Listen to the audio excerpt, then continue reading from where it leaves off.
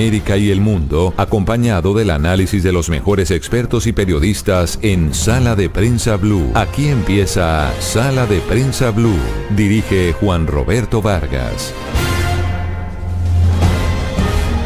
Es un gusto saludarlos. Estamos aquí en Sala de Prensa Blue, como todos los domingos, acompañándolos a través de todas las frecuencias de Blue Radio y también a través de la señal de Noticias Caracol en vivo.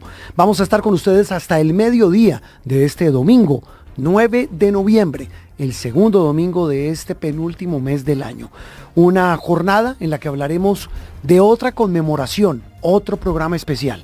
Lo hicimos hace 8 días de los 40 años del Holocausto del Palacio de Justicia, a punta de testimonios, de reflexiones, de recuerdos y de píldoras para la memoria en un país que carece de eso, de memoria.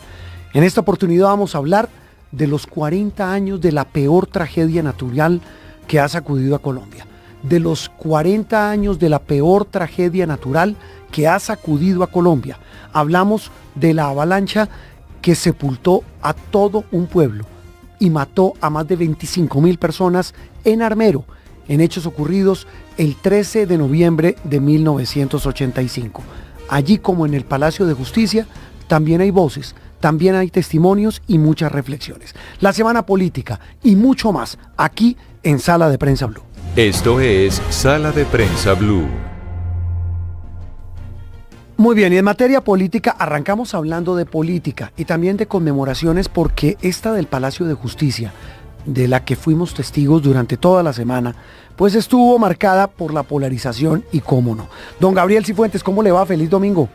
Juan Roberto, muy feliz domingo para usted y para toda la audiencia. Bueno, en medio preparando ya sus movidas de mañana, ¿no? Mañana, primera hora, en primera emisión de Caracol.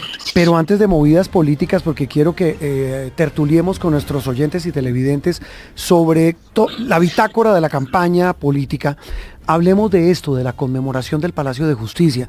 Y lo hablábamos usted y yo tomando tinto en la oficina, Gabriel, compartamos esa charla con nuestros amigos y nuestra audiencia sobre algo que realmente es importante. Ni para honrar la memoria nos ponemos de acuerdo. No, la ignominia de lo que sucedió en el Palacio de Justicia, en donde tras 4 décadas de una de las peores masacres del Holocausto, donde murieron cientos de colombianos, incluyendo 11 magistrados de la Corte Suprema, no nos ha logrado poner de acuerdo ni siquiera en eso. Sigue siendo objeto de relatos y de narrativas donde cada uno de los sectores trata de sacar provecho político, y eso no solo revictimiza, sino que es un acto de profunda mezquindad. Sí, en esa guerra de narrativas, pues lo que muchas personas nos han dicho, Gabriel, y quiero su opinión, antes de hablar de política, es que, mire que muchos hasta hoy creían algo que dijo en Noticias Caracol y Blue Radio el exministro de Justicia, Carlos Medellín, y es que a muchos se les había olvidado que para una retoma sangrienta y criminal como la que hubo, y excesiva, de la fuerza pública en muchos casos, hubo una toma, y hubo un acto terrorista, y hubo unos victimarios de un grupo guerrillero. Y sobre todo, Juan Roberto, que hubo 2 procesos de amnistía y de indulto.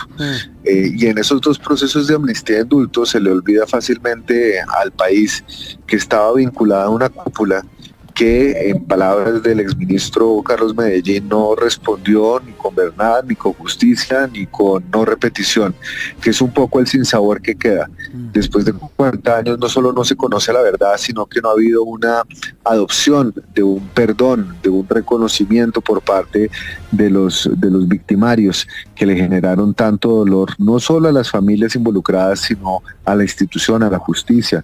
Es una mancha indeleble en nuestra historia, Juan Roberto. Sí, exactamente, y seguramente una mancha de la que estaremos hablando el año entrante cuando hablemos del aniversario número 41. Ahora sí, Gabriel, hablemos de política. Esta semana, como siempre hablamos de izquierda, centro y derecha. Quiero que arranquemos por la derecha. Más dudas que certezas. Lo que está pasando en el Centro Democrático, donde pues muchos dicen pues no hay mucho puntaje en las encuestas, pero lo que decida el Centro Democrático, el partido del expresidente Uribe, pues en buena medida va a mover la política, pero lo que se ha conocido es que el zafarrancho en el que están es monumental. Sí, digamos que hay varios procesos y esto es importante que la audiencia lo entienda. Sí. Va a haber una consulta probablemente de la derecha, centroderecha en marzo, pero antes el Partido Centro Democrático ha elegido un mecanismo para elegir dentro de los 5 precandidatos quién va a representar este partido y se ha escogido una encuesta. Sí, Pero alrededor de esta encuesta hay muchas polémicas porque entre julio y agosto, no recuerdo muy bien la fecha, se definió que en caso de empate o en caso de poca certeza, el expresidente Uribe como líder natural del partido y Gabriel Vallejo como director de la colectividad podrían escoger a los 2 candidatos. Y eso ha generado muchas tensiones internas. Pero lo cierto, Juan Roberto, es que incluso frente a los pocos datos que hemos tenido por la ley Mordaza de las encuestas, parece que ninguno de los 5 candidatos del Centro Democrático está despuntando, lo cual hace pensar que la tensión del presidente Uribe, más allá de la consulta interna de la encuesta del Centro Democrático, está puesta en otras candidaturas. Sí, pero antes de eso, es que por ahí creo que me parece que es el análisis, si usted la tiene clara, Gabriel. Es que suena hasta chistoso. Dicen, el partido de Uribe, del expresidente Uribe, dice, vamos a escoger un candidato a través de una encuesta, pero igual al final del camino es el expresidente con el director del partido, el señor Vallejo, los que decimos quién es el candidato. Yo no entiendo eso. No, y eso verdaderamente, Juan Roberto, hay que ser honestos, no es la primera vez. Recordemos nosotros el malestar que había generado incluso con una candidata o precandidata que es tan cercana al expresidente como María Fernanda Cabal. Es decir, en las elecciones de los candidatos del Centro Democrático, por lo menos en las últimas 2 elecciones, siempre ha habido cuestionamientos en donde, a pesar de escoger mecanismos democráticos internos o encuestas, se ha pensado siempre, y la realidad dicta eso, que el que tiene la última palabra es el expresidente Uribe. Y eso sí es un contrasentido porque no tiene ninguna razón de ser que se haga la mímica, por así decirlo, de tener un mecanismo de selección cuando al final lo que vale es el plumazo del expresidente Uribe. Sin embargo, Juan Roberto, también en aras de ser justos, esto había sido un acuerdo entre julio y agosto y no está dicho que el expresidente Uribe tenga esa última palabra si el resultado final de esta encuesta interna da claramente como ganador a alguno de los 5 sin ningún margen de duda. Las encuestas tienen márgenes de errores, tienen márgenes de interpretación y también de interpretación en el marco de una coyuntura política. Tendría que darse un escenario en donde verdaderamente estén empatados dentro del margen de error para que ese acuerdo le diera al expresidente Uribe esa capacidad a dedazo de escoger alguno de sus candidatos. Sí, lo que pasa es que en esa acta de esa reunión interna de precandidatos que reveló en Chiva, en primicia, Ricardo Espina, el director de los servicios informativos de Blue Radio, pues no habla tampoco de que esa capacidad que tenga el expresidente de a dedo, a dedazo, decir cuál es el candidato dependa de si no hay o no unanimidad en la encuesta. Pero bueno, eso es un detalle técnico como raro y que la gente al final del camino no entiende. Pero lo que está quedando claro, señor. Quedaría mal si, por ejemplo, alguno de los candidatos ganara por 20 puntos, suponiendo que no es el caso de lo que se entiende, y que después no quedara elegido. O sea, se vería muy mal si no se respetara la... Quiere que le diga, yo sabe que veo que bueno, no sé, eso va a terminar, que quiero su opinión sobre el uribismo, hacia dónde va, Gabriel, que es la noticia política de la semana, lo enredado en que está, y es hacia dónde va Uribe, porque acuérdense que él se reunió con César Gaviria, están buscando como una coalición. Parece que Uribe no les tiene fe a ninguno de sus alfiles que están aspirando a ser candidatos, ni siquiera Miguel Uribe Londoño, Miguel Uribe papá. ¿Hacia dónde está apuntando el expresidente Uribe? ¿Qué le dicen a usted? Vea, yo lo que entiendo es que el expresidente Uribe sabe que no puede perder estas elecciones. Uh-huh. Y al saber que no puede perder estas elecciones, tampoco puede darse el margen de maniobra o no puede permitirse no tener un candidato sólido, un candidato fuerte que logre ser competitivo. Y para ser competitivo en estas elecciones, Juan Roberto, en cualquiera de los espectros políticos donde nos movamos, se necesita llegar con una coalición, con una fuerza que no sea de solo un partido. Y es por eso que uno vio la foto del expresidente César Gaviria y del expresidente Uribe. Eso manda un mensaje muy poderoso, un mensaje de unión, pero un mensaje también ¿y de desespero? de desespero, porque imagínese si la única consigna de dos expresidentes que han estado en orillas políticas casi que opuestas, que han sido rivales en la política. ¿Cómo fue que le dijo Gaviria a Uribe? Mentiroso, Uribe, mentiroso. ¿Y cómo fue que le dijo Uribe a Gaviria? Que había hecho un pacto con los Pepes para matar a Escobar. Exacto. Entonces, digamos, estamos ahora, llegando a ese punto donde la única consigna parece ser la bandera antipetrista, pero yo creo que eso es un error de cálculo, Juan Roberto. Usted lo dijo en su columna de Cerrando la Semana en El Tiempo, ¿no? Exacto. Yo creo que eso es un error de cálculo porque si la única consigna del bloque de la oposición va a ser vencer a Petro, le están dejando todas las banderas sociales y programáticas a una izquierda y a sectores moderados. Gabriel. Y va a ser muy difícil que se pongan de acuerdo. Y apuntando todo eso, con base en esa incertidumbre, en el uribismo, ¿cómo vio lo del Movistar? Que fue el fin de semana pasado de señor de la Espriella, Abelardo de la Espriella. Él va a ser, como se autoproclama él, el tigre de esta derecha, antipetrista y de la oposición, y de la derecha pura y dura. ¿Hacia allá va Uribe, por ejemplo? No, yo creo que Abelardo de la Espriella puede llegar a ser una piedra en el zapato, Juan Roberto. Y ¿por aquí qué? De pronto las encuestas me van a desafiar mi interpretación. Pero creo que dependiendo de quién llegue a segunda vuelta, si por ejemplo llegara Abelardo de la Espriella, la capacidad de convocar sectores más moderados y de centro es mucho más limitada respecto de una persona moderada de centro izquierda. El centro político, que hoy según cifras y conceptos está alrededor del 46%, no necesariamente, y que se podría definir antipetrista, no necesariamente le daría o embargaría su voto con Abelardo. Entonces creo que la apuesta de Uribe justamente está en abrir espacios de candidatos propiamente de derecha, pero que puedan tener ese quiebre de cadera para interlocutar con partidos de centro derecha y tener un mayor alcance. Le digo un nombre, por ejemplo, a mi juicio, Juan Carlos Pinzón me parece que es el candidato al que ha tratado de empujar con mayor ímpetu el presidente Uribe, pero que solo hasta después de que salgan las encuestas se podrá definir si tiene el oxígeno. Ya hubo una esta semana y lo que entiendo, usted me corregirá, en la de este señor Caballero, cifras y conceptos, le va mal a Pinzón, hombre, no marca.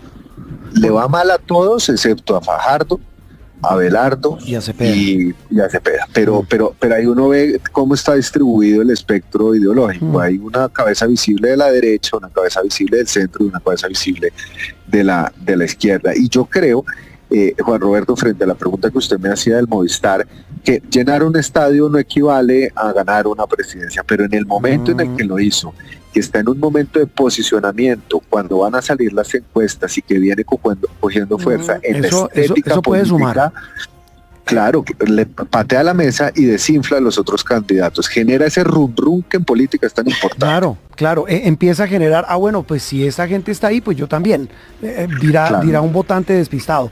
Gabriel, la izquierda, ahí parece el panorama tampoco estar muy claro, y cuando digo muy claro, no parece estar, a pesar de que mostraron buena votación en esa famosa votación de hace unos días, en esa consulta del petrismo, pero parece no haber claridad en torno a cómo se van a organizar para enfrentar a todos estos movimientos de derecha y de centro que vienen enfilados hacia, con una consigna, como usted lo dice, contra Petro y contra el petrismo.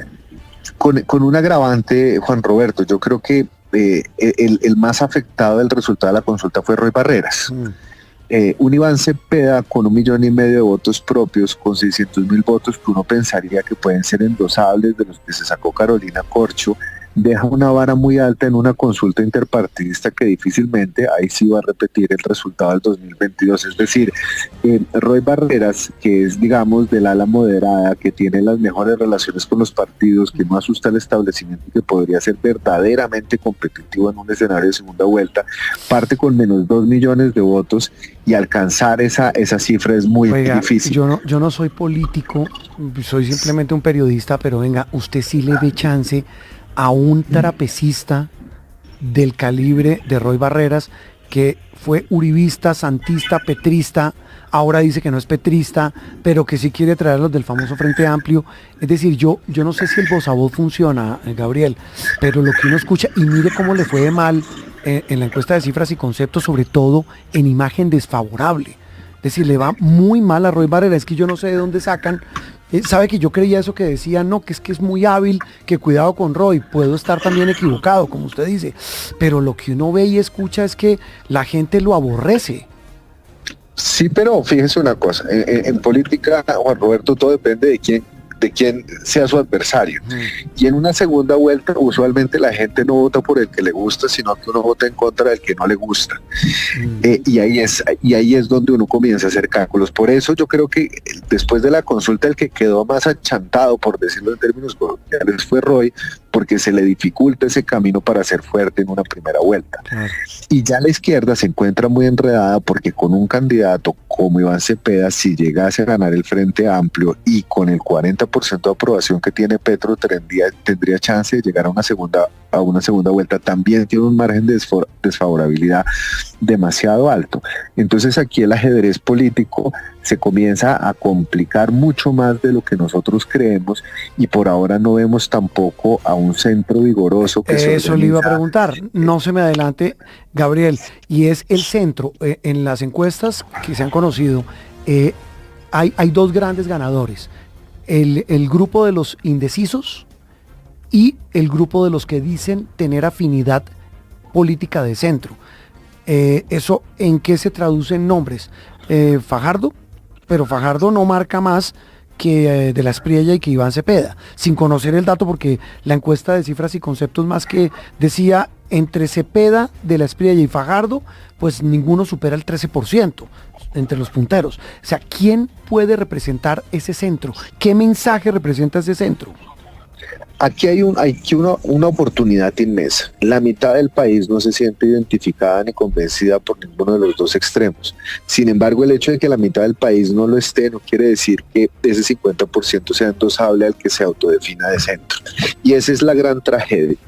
Lo que nosotros estamos viendo hoy en día es que si ese centro no adquiere una personalidad, si ese centro no captura el interés del voto de esos indecisos, de esas personas que rechazan los extremos, en la medida en que se va acercando el calendario electoral y las elecciones, no se vota por preferencia, sino que se vota con una conciencia de voto útil, Juan Roberto. Y ahí es donde generalmente, por miedo, las personas votan en contra de lo que no quieren ver en el poder. Así que el centro tiene una inmensa oportunidad, tiene todavía 8 meses para recomponerse, pero no se está viendo todavía que el camino esté pavimentado para llegar a los acuerdos necesarios, para ponerse de acuerdo frente a unas listas robustas que acompañen a un eventual presidente de centro en su gobierno, y sobre todo que se están dejando tomar carrera en la narrativa política, en el debate público por los extremos. Gabriel, lo preguntábamos, creo que fue usted, estábamos charlando, ¿usted todavía cree que entre esa gama gigante de precandidatos o de candidatos presidenciales todavía falta que alguien llegue y que haga clic? Estamos pendientes de que Vargas Lleras defina su candidatura, pero igual él siempre ha estado considerado dentro del palmarés de los posibles candidatos. Y es posible, lo que pasa es que no se está viendo, Juan Roberto, quién podría llegar como paracaidista y convencer. Yo creo que esa llegada tardía de Abelardo, de outsider, por lo menos para la derecha, ya está ocupada.